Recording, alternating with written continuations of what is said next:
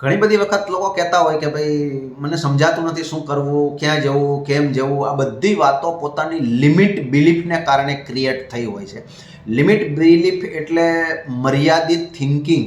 મર્યાદિત થિંકિંગ એટલે હું આટલું જ કરી શકું, મારાથી તો આટલું જ થાય, હું તો ભણેલ નથી, મને અંગ્રેજી સારું આવડતું નથી, મારી પાસે રૂપિયા નથી, વગેરે વગેરે. આ બધા લિમિટ બિલીફના ઉદાહરણ છે.